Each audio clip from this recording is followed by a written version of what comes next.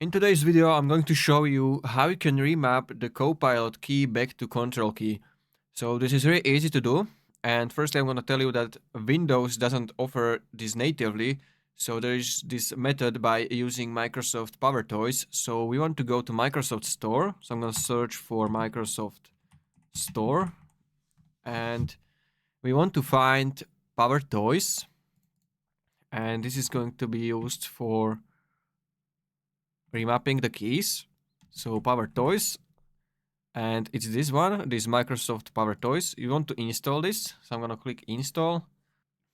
All right, so once this is installed, it should open automatically, and it's recommended to enable it or open it as an administrator, so Remap works everywhere. So I'm gonna search for it, like PowerToys in the search bar, and we want to run it as an administrator, right? So you just want to confirm yes. And once it opens, it should look like something like this. And from here, we want to navigate to input and output, then keyboard manager. And from here, the first thing you want to do, you want to enable keyboard manager so we can then remap a key. So I'm gonna just turn this, and now we should be able to remap a key. So nearly on all keyboards, the Copilot key reports itself as F23.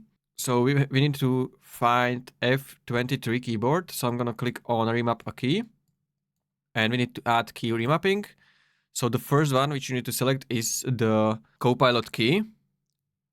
It should appear as F23. So you can also find it over here. I'm gonna choose F23. And now we want to select the Control key.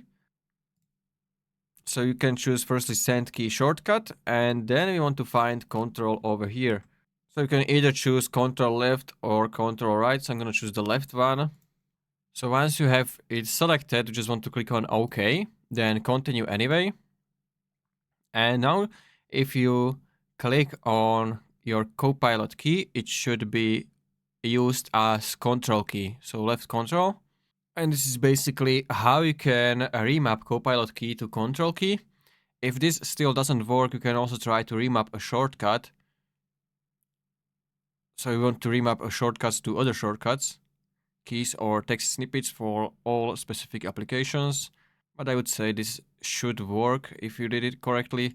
So once again, if you click on remap a key, you want to choose the Copilot key. So you can choose it manually, or you can click on select and you just want to press on your keyboard Copilot key and it's going to detect it. Then you want to click OK, and you just want to choose again to which key you want to remap it. So if you found this video helpful, consider subscribing for more tutorials like this one.